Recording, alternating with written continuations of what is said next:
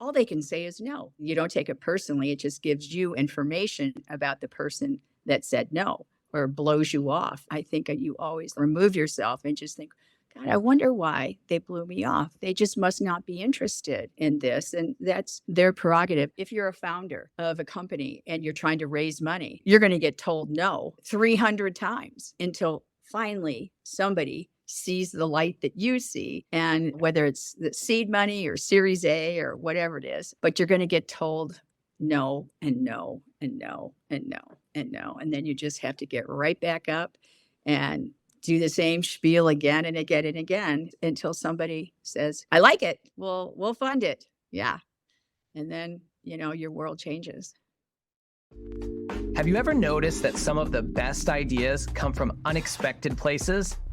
Your next breakthrough may come from a leader facing similar challenges, but in a completely different sector. Welcome to Chief Influencer. I'm your host, Anthony Shop. Join us as we explore how today's successful leaders inspire, influence, and connect with others. Chief Influencer is a production of Social Driver and the Communications Board, who have teamed up to spotlight how great leaders and communicators are making their impact in the world. This episode is brought to you by the George Washington University's College of Professional Studies. With in-person and online programs ranging from master's degrees in public relations strategy to certificate programs in digital communications, GW offers more than just the credentials to help working professionals get ahead. It prepares them to be leaders in their field. As a proud GW graduate myself, I can attest that faculty members combine academic rigor with real-world lessons that can't always be found in textbooks. Check out cps.gwu.edu for more information. I am so thrilled to introduce today's guest, a friend and someone I really look up to, Coach Kathy Kemper, who is the founder and CEO of the Institute for Education, a Washington, D.C.-based nonprofit dedicated to global engagement through soft diplomacy, data, and innovation. Coach has so many accolades and so many things I could read that I wouldn't have time for us to have a conversation. So I just wanted to share a few things that I think we should all know about her. The first is that she was recognized in 2019 as one of Washington Life magazine's Tech 25, alongside Jeff Bezos. And that's because she was being celebrated for her commitment to technology, innovation, and disruption. And we'll hear a little bit more about the work she's doing around that soon. She's been called the mayor of civic tech and an icon and a legend because she fosters collaboration globally through IFE's salons, forums, and other invitation-only gatherings, which attract leaders from the White House, Congress, ambassadors, other diplomats, business executives, journalists, technology innovators. And Anthony Shop. And I get to come sometimes, which I'm always so grateful, and I pinch myself. Why am I here? So thank you for that. Coach is a former professional tennis player, and she's spent over 40 years coaching tennis for Washington's power brokers. This is sort of the inception, in a way, of all of this. And she's gotten so many awards and recognition, not only in our own country, but from the Swedish, Chinese, and Japanese governments for her dedication to cross-cultural dialogue. In fact, in 2017, 3 United States chief technology officers awarded her the Challenge Coin for her bipartisan leadership in technology.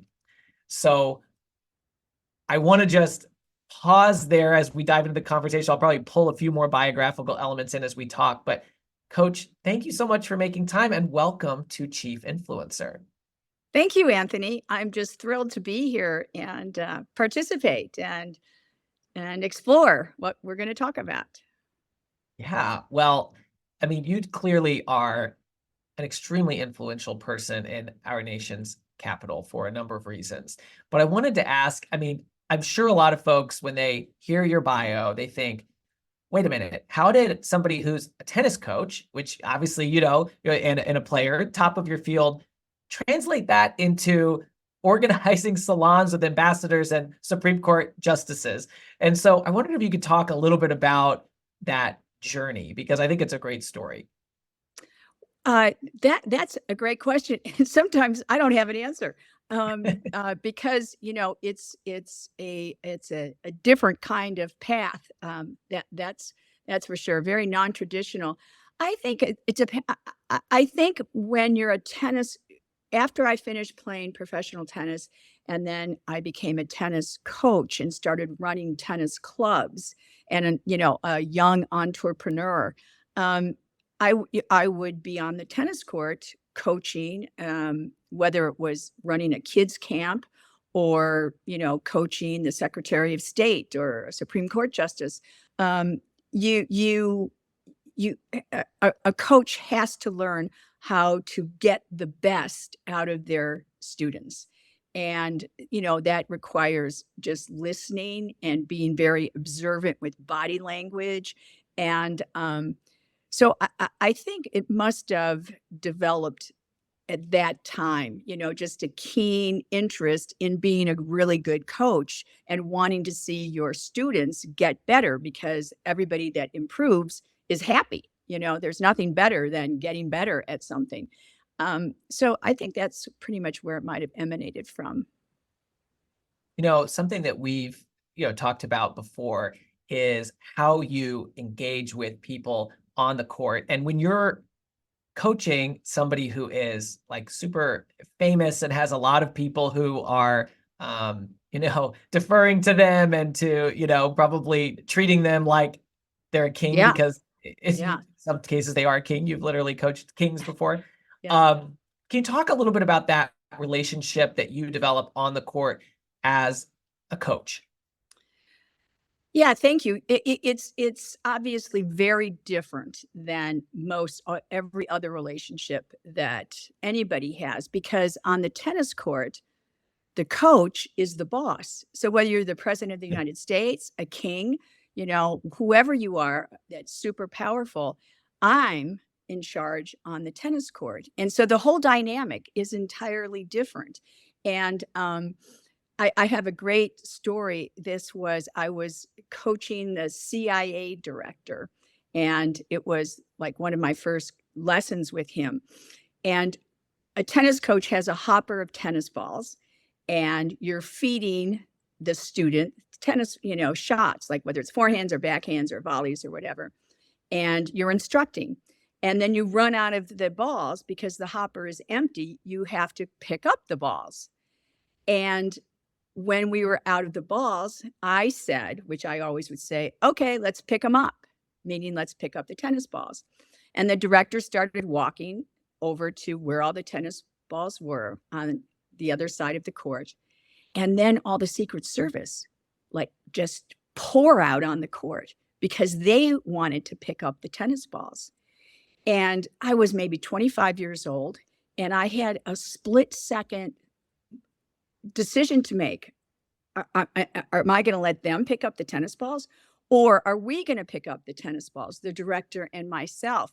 Because that's the time when, over time, you start to get to know people. You chat, and whether you're chatting about the latest basketball game or whatever, but over time, that's where you build up real relationships. And so I said to the Secret Service, I said, "Oh no, we've got this. Thank you. You can get off the court." And they looked at the director, and the director just nodded. And so the director, and I picked up the balls. And for years and years, I mean, that's what we would always do. So and then the next time the same thing happened, I was actually coaching a king, and the king's Secret Service came out, and but then I had already done it once, and so I got very adept at keeping Secret Service off the tennis court so that I could build a relationship with my student, because that's how I can be a better coach, to get them to trust me that I know what I'm doing, and then pull out the very best in them for their tennis game. I love that story. Folks now you know why you like being called coach, and why so many people call you coach rather than Kathy. Um, you mentioned that relationship and building trust. And I think that's so important because for any leader, whether it's the CEO of a huge company or whether it's somebody who's working with outside partners or maybe the public, people that they will never even meet in person, we can't influence if we don't build trust, right? And so we Right. have to find ways of doing that. And just Right. that simple example of how you were able to make that human connection and sort of pierce the veil of what so many of those folks must live with every day, where they're surrounded by security and they're surrounded by Right. people who are wanting things from them. That's one way of doing it. I wonder if you could talk a little bit more about building trust and some of the strategies or tactics that you've found, because obviously you've done that extremely well. You have so many very important people who trust you and become part of your community and participate in the events that you organize.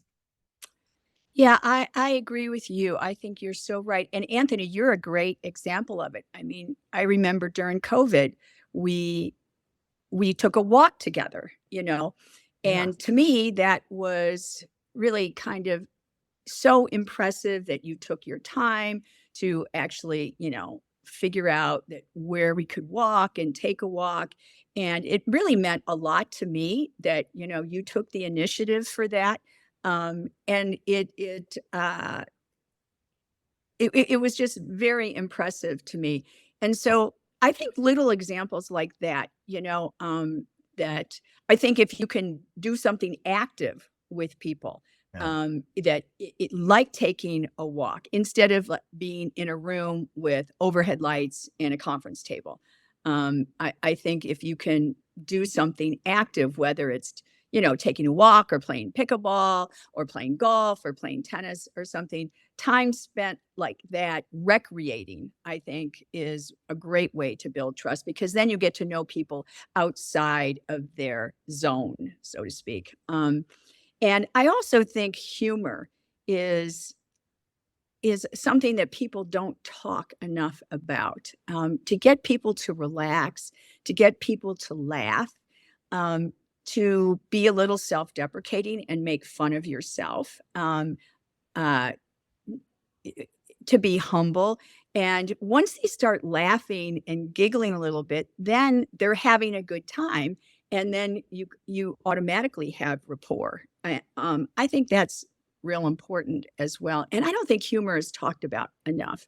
There's always these books and talks on how to build trust, how to be authentic. But I think people should talk more about, and you don't have to be a funny person. I mean, I'm not funny, but I can be sort of goofy, and I'm just naturally self-deprecating because I know who I am, and all my faults and things. So I think those are a couple little keys. Along that line of kind of like, humor is one way to sort of cut through. I know that you recently had, as you always do, but a very high-powered dinner at your home. And when you're with people who are, I'll let you decide if you want to talk about who was there, but when you're with people who are in really high important roles, they're talking about work all the time. And ways to connect on that human level, I think, can make a big difference. And then, to build trust and to build influence. You feel comfortable Yeah, talking about that example? yeah. Well, that was an amazing, interesting dinner because when we sat down and I welcomed everybody, there were 12 people, and they I just said, "This is such a high octane group." I think there were 7 PhDs there and a Supreme Court justice. Um, uh, it was just such a high octane group, and that kind of made everybody laugh that I use those words, high octane. And then actually we talked about very serious things, civil discourse, anti-Semitism on campuses and things. And then we pivoted to talk about how different couples had met at the table. Mm. And it was hilarious. Absolutely hilarious. And that really got, like, Ketanji Brown Jackson was there as a Supreme Court justice, and her husband, Patrick, who's an MD, he runs heads up surgery at Georgetown University Hospital. Ketanji told the whole story about how they met. And it was hysterical. Patrick, everybody was almost like our stomachs were sore from laughing so much. And Todd Park told how he met his wife. And that was every story was pretty funny. And Jennifer Griffin spoke about her and Greg. And in those days, there was no technology. And she went and followed him to Cape Town. Anyway, those are the kind of things and I think everybody from that dinner left just feeling as if, oh, when can we all get back together again? This is so much fun, humorous, also interesting, but that's like a magic combination when you have fun and interesting discussions and dialogue and things. That's really amazing. Yeah, everybody leaves feeling they remember that experience in a Yes, positive yes. way. Yeah. The thought that you would ask how the couples met, right? And use that as a way. I know, I was at one of your incredible events recently at the Irish ambassador's residence, and you did something Right. unique by having a spouse introduce another high octane, I guess we could call it, person. And then, but I loved how you introduced that and talked about that that's become a tradition. Yeah. And I just think that's such a cool way to kind of break down the walls a little bit and make people feel comfortable. But you want to talk about that? Sure. Yeah, I agree. And it started, 27 years ago that Justice Ruth Bader Ginsburg was going to give a talk at a salon. That particular one, I think, was at the Supreme Court in the East Conference Room. And I knew Marty, her husband, professor at Georgetown. And I just thought, and Marty's really funny. He was a very funny guy. And I thought it would be special to have a spouse introduce another spouse. There would bring warmth and anecdotes as opposed to just reading from somebody's bio, which is incredibly boring. And Marty just hit it out of the park, and everybody felt warm and fuzzy because we learned some things about Justice Ginsburg that weren't written about, a little bit about their home life, their relationship, how they picked each other, how he picked her and she picked him. And so that became a bit of a tradition. And also, which was interesting, such as when Joanna Breyer introduced Justice Stephen Breyer, it was the first time she had ever introduced him. Oh, And wow. so that it got her more engaged in the whole process and got her thinking about it. And when a spouse introduces another spouse, it's just so authentic and sweet. Uh, and you always learn something that you're not going to read about in the newspaper. And the particular event you're referring to at the Irish ambassador's home, we had USTR ambassador Catherine Ty be our special guest for the evening salon. And Robert Skidmore, her spouse, I know better than Catherine.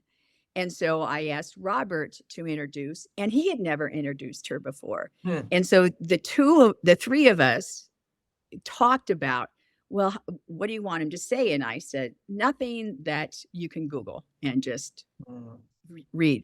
Let's hear about how you met or some funny anecdote and things like that. And you were there. So after Robert got done, you just feel as if the ambassador Catherine a little bit better, and you get you see a human side of her as opposed to the policy side. And I think that makes for a different kind of feeling, especially when you leave, because you leave not only feeling educated and updated about the current policy and the way that this administration operates, but you learn something about her.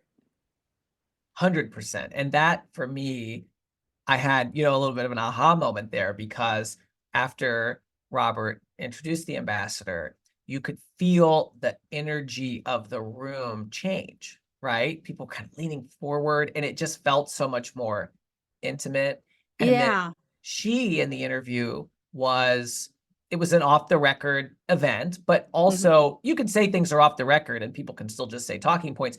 She seemed extremely comfortable in providing, her thoughts on what's going on and answering questions in a way that, frankly, you just sometimes don't get from high level administration officials because they're just so used to sticking to the talking points. And then you go, well, it's nice to see them in person, but I could have read Yeah. that. Yeah. But it was a different vibe. So that changes the vibe, doesn't it? Yeah. I agree. I agree 100%. Yeah. And it opened up for her to be, I was concerned that night because we had standing room only. So Yeah. like, 60 people off the record, with all phones in their pockets and things. That's Right. a little bit tricky. Yeah. Although I must say that that's never been violated with the Institute for Education for 30 years. But I mean, there's always a first time, right? So I No was a one little wants to bit be taken skeptical. off your list. Yeah, I was a little bit skeptical that it, but because I think you had a feeling of warmth and community in the room that people weren't tempted to try to, one up or anything like that. Yeah, and she was extremely frank, and during an election year. I mean, that's Right. incredible. Yeah, Well, at that event, you mentioned, it was a packed room of like, literally people standing in the back, like 60 people, but 12 of those people were ambassadors. I mean, this was like right, a really, right. again, I think that's it where was I'm like 16 pinching ambassadors, myself. Because actually. or how many was it? 16, you said? 16. Yeah. Okay, 16 ambassadors. And so this is where, Anthony's going, how did I get in this room? Thank you You for fit in including just me. perfect. Oh gosh. But it makes me just wonder. I mean, I don't know if you have any idea. You've clearly organized hundreds of events, right? Oh, Over the yeah. the 30 years that you've done this. And I wonder, when you look at an event and you think about, like, I want to make sure that this is a great experience for the right people and everybody gets something out of it. Are there certain ingredients? Do you have like a recipe for success that's kind of in your mind about the things to make sure you do or don't do so that you create the experience that you're looking for? Um, I I think I must have a playbook, a toolkit for it. It's nothing I've ever written down, but I pay a lot of attention to, as the group comes together, that they who is going to be interested in who. It's like a dance. You might fumble at first, but then you learn the steps, and you don't want a bunch of in my opinion, you don't want a bunch of like-minded people. I don't want a whole, 15 people there from think tanks. I mean, for me, that would just be like the worst. Uh, um, I always want to mix it up a little bit, get civic technologists in the room, get social driver in the room, get ambassadors in the room. Get people that are all smart and thinking, and as again I say, fun. Like, they're easy to laugh, they're easy to smile. They don't take themselves too seriously, and put them in the room, and you're going to have a great recipe. And it's funny because I sometimes, especially for dinner parties and events at embassies, people are very focused on the food or the flowers or the, Mhm. tablescaping and all that. And I think that's all important. But I think basically you could have pizza. And if you have fun, interesting, lively, present people Yeah. in the room, you're going to have a worthwhile, memorable occasion. Yeah, that Yeah, right mix. I mean, the that right totally mix. makes sense Yeah. to me. You mentioned civic tech. So, I mean, we talked early on, right? Like, how did you go from being, the tennis coach into doing this? And then I think there's another pivot in there, which is, okay, so you were bringing, diplomats together and Washington insiders, but you've really established yourself as a tech leader in Washington. You've been recognized by Washington Life, as we said, and others for that. Um, where did that come from? Because, I mean, it's not, you didn't work at a big tech company or anything, not No, like the God, natural I'm a profile that people would think. And yet you are really known as a convener in that space and a leader in that space. I know. I agree. Like, how did that ever happen? A college dropout that hardly knew how to type, become an advocate and leader in civic tech and innovation and technology. It happened about 12 years ago, and the Institute for Education then was very much focused on public policy. So we would convene groups that would be governors and senators and cabinet Mm. secretaries and ambassadors and maybe a CEO or something, but no founders, no tech titans or anything like that. And then I met a person named Todd Park, who at that time was the second United States Chief Technology Officer. And this was in the Obama administration. Obama was the first one to have a chief technology officer, which was a very big deal, because Obama actually leaned into tech and tried Yeah. to, explode technology in his administration. And so Todd and I just hit it off. And Amy, his wife, who is a PhD doctor, a dermatologist, we hit it off. And at one point, Todd said to me, Coach, why don't we have like a technology person come and talk to your members and supporters and get more of a conversation going around tech? And I thought, God, that's a great idea. Yeah, I mean, yeah, because technology is going to be it. Now, this again was no one knew the word algorithms in those days or software or people did do emails and things like that, but most were lay people, especially in Washington, not a beacon of technology innovation. Right. And certainly all the leadership in Washington, well, I mean, even still, it's a big problem, but Still some emails are printed, on yeah, Capitol Hill we hear right, about, right? So we're right, a little bit behind sometimes with tech in Washington. right. Yes, and just as well as anybody because you try to talk to these people and educate them, and but they're all lay people, right? And so we started to move to lean into tech, and I found it incredibly exciting and absolutely the future. And the interesting thing too was we lost some of our support, the Institute for Education, because some of the people that were supporting us, their companies, they wanted to be in the room with lawmakers and regulators and things. And all of a sudden we started just, we did programming on the Internet of Things, IoT. Nobody had ever heard of IoT, of the Internet of Things. So we were trying to educate lay people. We did a thing on blockchain. We did drones. We did wearable tech. All things that early on were brand new to people. Yeah. And so, and I found that the people that were gravitating towards these conversations were the people I wanted to hang around with because they were people that were moving fast into the future. They were disrupting and trying to make things better.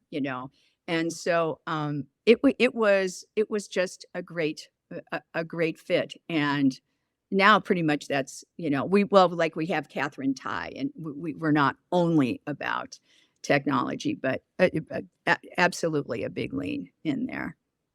Yeah, I mean, it's become embedded in every conversation, right? Because Oh yeah, AI and, yeah, and so even when you're talking about US trade, I mean, a big part of that conversation has to do with technology. So it yeah. really And I makes really sense think that, that but now, you've been doing it a while. yeah, and I think every CEO now really has to. They don't have to be great, coders or writing programs, obviously, or anything like that, but they really have to understand and dive deep into it, so at least they can talk to their technologists and understand.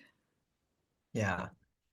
One of the things I've noticed that you do very well with IFE is that you spotlight and highlight and elevate other people. You'll give an award to an ambassador whose country is doing something really unique, and it sort of creates a special glow. And I wondered if you could just talk a little bit about that. Yeah, like our most recent award was to the EU ambassador, his name is Stavros. I call him, I always make a joke because he's done such a great job. He's not the EU ambassador anymore. We have a new one who's also equally great. But David Edelman, IFE's president, and I founded the IFE AI Roundtable. And this was right before COVID, actually. And we invited Stavros to be our AI diplomatic steward. And Stavros is a layperson. And the EU is like the great regulator of lots of different technologies, and that's their role. They would also like to be innovators, but nobody innovates like the United States. I mean, it's just nobody does. And so Stavros accepted it and just did a fantastic job, has our leadership and hosting small dinners with, the leaders in AI. And of course, this was mostly before ChatGPT, and then generative AI kind of, exploded. And so we thought how prescient we were, and we were all, patting ourselves on the back. So we gave him a great award, and it was loads of fun. And now he is at the EU, he represents the EU at the United Nations. So he's up in New York. But also, when you give an award like that, even though he is not deep into tech, but because of his leadership, he had to learn pretty quick and get briefed a lot. And then he did a great job learning about it. I call that reskilling, upskilling, that we all of everybody has to do, whether you're 20 or whether you're 70. But it also gives him a platform because it was the AI diplomatic steward. And so it kind of rolls forward in that, he is referred to as the AI diplomatic steward. Well, then he has to talk about AI. And so he makes himself learn more about AI. Yeah. So they kind of piggyback on each other, So within his constituency, he is considered one of the more knowledgeable people on AI, which he is, but he wasn't, he was all like self-educating and things. I really love that example, Coach, because when you think about an award or a title, for some folks, that might sound like the end of a journey, right? Like, okay, it's a lifetime achievement award, you're done, right? But what you're sort of describing with that is you're acknowledging the leadership role he's already played, but you're also sort of creating, you said, a platform, and I'm thinking even a challenge to live up to that award and to be more of a leader. And so it kind of makes me think about what you were describing, sort of being the tennis coach to these folks, is like, the coach is kind of acknowledging the progress they've made, but you're trying to push them, right? Because you said everybody wants to be better at what they're doing, and the award giving him that platform. Now he's learning more. Now he's speaking more. He's probably way more deserving of the award today than he was when he got it, right? Which was kind of the whole thing. Yeah. Exactly. And everybody loves to receive an award, and so I'm always, and it's a way to show how grateful you are for someone's leadership as well. If they've done an exceptional job, or if they haven't, then you don't give them an award, because sometimes it works, sometimes I don't. But I've never heard anybody say, we want to, have a dinner in your honor or have an occasion in your honor and give you an award. I've never heard anybody say, oh, no, thanks. Yeah, people generally like that. Yeah. I wanted to ask you a question. You have many titles and accolades. U.S. News and World Report called you DC's networker in chief. And obviously, that kind of makes sense because you just bring so many people together. But I know also you don't love the word networking. And so I wondered if you could talk a little bit about, how do you see networking? Yeah. That phrase and that reference has really stuck with me. And again, it's a great honor, but for some reason, networking to me always connotes transactional and not authentic interest. It's just you go to a networking event because then you're all supposed to network and exchange business cards or kiss your phones or um and uh and then you follow up and you're expanding, and if it doesn't work out business wise, then it just goes away. So I think collaborators is a nicer, softer, more gentle name. There is a book that a person named David Adler uh, just released, and it's called Harnessing Serendipity. And he interviews maestro, he calls them maestro collaborators, and talks to them about how they operate. And I'm in the And book. you're one of those folks who was I am. profiled Right. alongside some other awesome people. Right. And uh, so I like the word maestro collaborators. Yeah. I just think it's a softer word than networker in chief. But anyway, they're all very flattering and they're meant to be flattering. So, I should just not be so picky. What do Well, you think? What do you think, Anthony?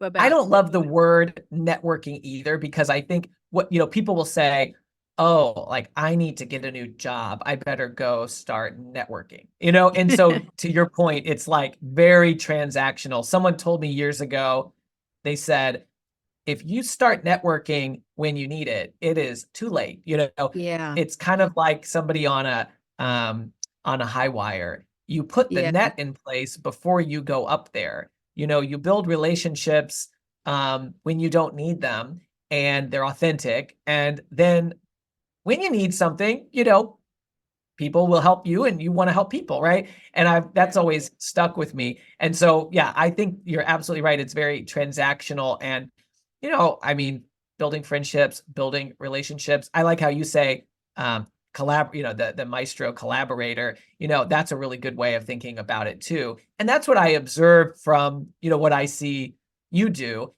The reason I know that you do that so well, not only just from my own experience with you, is that people who are transactional, who get, a big name to come to one of their events or an embassy to host one of their events, may not get it ever again because it's just a one-off if it's not mutually beneficial.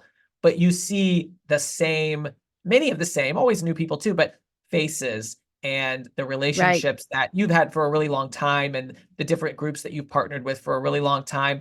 And, people don't continue those relationships unless it's mutually beneficial and it's more than just a transaction or networking. And so I think Yeah. obviously there's something to what you do that's special that keeps that going.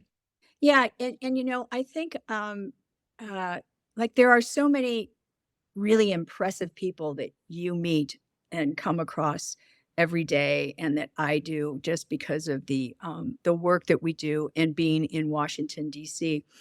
And it's not that often that you have a relationship with someone that is beloved. Like the EU ambassador, he was beloved by his community and highly regarded and respected. And sometimes I think that's an incredible combination, when you can get somebody in that position, whether it's an ambassador or a CEO or whatever, that their constituents, their community uh, respect them, and they just care about them. They're beloved. They really like the person. Fundamentally, they really like the person. That's pretty great, I think. Well, and you think, okay, well, how does somebody make that happen? And one of the things I heard you say is, when you're bringing different types of people together and they normally wouldn't interact, but they get some benefit from it, and you're at the center of that, that really is a special thing. And, one thing that you've done is build a relationship with the White House Innovation Fellows. And, I suspect that those folks probably weren't going to a lot of embassies before they became Right. part of your community, and vice versa. The embassies, they probably don't want the same old people who've already been to 10 of their events, but they probably want to bring in those Yeah. innovators. Yeah. And so maybe you could talk a little bit more about that relationship that you've built there. Yeah, no, I think you're very prescient. That's exactly right. And I think the embassies that are the smart embassies, the ones that are forward thinking, then they're the ones that actively want to encourage bringing people like the White House Presidential Innovation Fellows into the room, and because they know what kind of conversation that they will bring, even though they might not be famous people in the diplomatic community. Maybe in the technology world they are very well known, whether they're founders or have 500 patents or something like that. Um, so that's also interesting when you just see how embassies operate.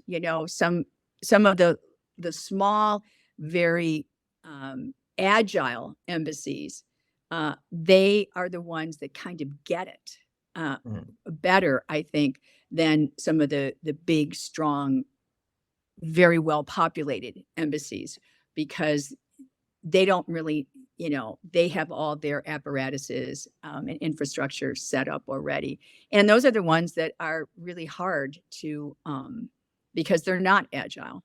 They're mm, hard to get them to change they're almost like Congress or something. They are right. embedded with the way their operations work. Yeah, more bureaucracy, Yes, to get yes, around, I right. guess. Yeah. Um, we're almost at the end of our time, but I wanted to ask you, I know you have a special relationship with USC, and that you have a program there that you're really proud of. And I wondered if you could just share a bit about that. Oh, yeah. Thank you for asking, because it is an exciting program. And I'll tell you how we landed at USC, because that's a real interesting this way too. So after the Institute for Education and the White House Presidential Innovation Fellows formed an informal relationship and partnership, about 12 years ago, um, Megan Smith, who was the third United States Chief Technology Officer, she said, "Coach, we really should do something, and we need to get more girls and more girls of color and diversity to learn how to code and get them coding in kindergarten and playing games and things." I thought that was like an incredible idea. And it would be something that the Institute for Education could take a lead on. So I thought, okay, well, we should partner with a university. And then it was, well, how do you go about doing that? I mean, I have no idea how to do that. So then I thought, okay, who do I know at a university? So Larry Summers was president of Harvard. I was his tennis coach. So I went to Harvard. I went up to Boston, Cambridge, and talked with the then President Summers. And he said, "Coach, that's a great idea. Let me let me kind of populate that and run it up the ladder, and I'll get back to you." So I said, "Okay, great." Then I went to Donna Shalala. She was a former cabinet secretary, and I was her tennis coach. And she was at the University of Miami as president. I went to her, same conversation. Thought it was a great idea. Let's run it up the ladder. Then I went to Georgetown because I was the women's tennis coach at Georgetown, and I knew the president, Jack DeGioia, and I knew I could get a meeting with him. All these, elite big deal presidents all thought it was a great idea, but like nothing happened, Mhm. just nothing happened. So I had two daughters at the University of Southern California, and I had actually uh, a friend in Rancho Santa Fe, California, who was a big USC alum. I was sitting at dinner with he and his wife and my husband. And I said, I'm trying to do this coding camp. This was, over 12 years ago. He said, "Coding like secret codes?" And I said, "No, like algorithms and things." But I mean, this is how long ago it was. Okay. And so he said, "I know the dean of the business school at USC." And right there, he called him up, and I was going up for a football game. So he got me a meeting with Dean Ellis at the business school. I did the same thing I'd done with all the other presidents. I said, we want to do this. He said, this is a great idea. And as much as I love this idea, it should not be at the business school. I hate to say it, but I have to give it to the Viterbi School of Engineering, because that's where the home should be. And I said, okay, well, I don't know the dean there. So how can I get over there? He called up the dean. And that afternoon, I got in, deans are like presidents, right? So it was like very fortuitous that I could do that. He loved it. Within 3 days, we had an MOU, and he had picked one of his professors to be the camp director. And the thing just happened. And it was incredible. And I always attribute that because USC is so entrepreneurial. They are so agile and nubile that they can just make things happen. Whereas some of those other universities, they're just slugging along. They're not innovative. I mean, they're just like nothing can get done. And that's one of the reasons I love USC. And so, yeah, we've been there for 10 years now. And the coding camp, it's called Computer Science at SC. Not only does it coach and train local underrepresented student populations, but after COVID, we're global now. And so, we've got hundreds of thousands of kids that have learned how to code, and we've got cybersecurity and web development, and of course now AI and robotics and all these fantastic courses. And a lot of it's virtual, but a lot of it is on campus. And now we go to other schools in the area as well. So it's been a wonderful thing. And you see how it changes communities. I mean, especially during COVID, I would go into some of the classes on Zoom, and I'd see where these kids live, and their grandparents were there, or their aunts and their uncles, and this is the only laptop in the house, and it's the battery's not working, and all sorts of things. So you really see how it's just lifting up households and communities, and they're so grateful. And now we have some of the kids that have taken all of the courses in our program, and they are at the Viterbi School of Engineering, has undergraduates. Oh, wow. And they're TAs for the camps. I mean, I just get goosebumps when I think about that. And everybody, nobody looks like me. They're all diverse. And now, it's boys and girls, males and females. And so it's been a wonderful, very rewarding effort. That is so cool. Thank you for Yeah. sharing about that. I think it's amazing Thank created you. that. And I'm sure some folks think, you'd say, well, I just will call up this person or do this or ask for this. And some folks are just more reluctant to do that, right? To put themselves out there, to sort of reach out and try to get the meeting, or to ask their friend to make the intro. Yeah. What advice do you have for folks who just have that barrier about doing that? Oh, gosh. I mean, all they can say is no. So they say no. I mean, then that just gives you information, really. I mean, you don't take it personally. It just gives you information about the person that said no or blows you off. I think you never take it personally. I think you always remove yourself and just think, God, I wonder why they blew me off. They just must not be interested in this. And, that's their prerogative. But I mean, it's like, if you're a founder of a company and you're doing, you're trying to raise money, well, you're going to get told no 300 times until finally somebody sees the light that you see. And, whether it's the seed money or Series A or whatever it is, but you're going to get told no and no and no and no and no. And then you just have to get right back up and do the same spiel again and again and again until somebody says, I like it. I like it. We'll fund it. Yeah. And then, your world changes. One step closer to yes, right? Yeah. Well, this was such a great conversation. I knew we would have Thank so you, many Anthony. Social gems. driver. Oh my gosh, it's just so great to have this, hear from you. And what really jumped out at me, just as a kind of a brief recap, is that thing that you learned being a coach. Everybody wants to get better. And if you play the role to help them get better, not just better in their job, but become a better human, that human connection, that unlocks so much potential. And we just heard so many cool examples of that about, whether it's the CIA director picking up the balls themselves and that human Yeah. connection you made, or asking a Supreme Court justice's spouse to introduce them to sort of, pierce the veil of formality and help people come out of their shells, or even just thinking about the right mix in a room so that you're adding value by helping make it more interesting because people want to spend time with other interesting people. I mean, I really think that that lesson unlocks the power of influence in a really amazing way. And so you've obviously been called many things and given many accolades, but we're just so thrilled to call you a chief influencer. And thank you so much for sharing your wisdom with us today.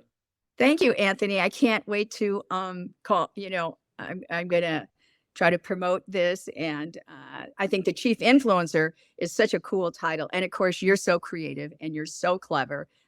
It makes sense that you would come up with that title, chief influencer. So thank you. It's such a compliment. Thank you for joining us for another episode of Chief Influencer, a production of Social Driver and the Communications Board. If you know a leader who should be featured as a chief influencer, please nominate them at chiefinfluencer.org. For show notes and more, visit us at chiefinfluencer.org or follow Chief Influencer on LinkedIn. Until next time.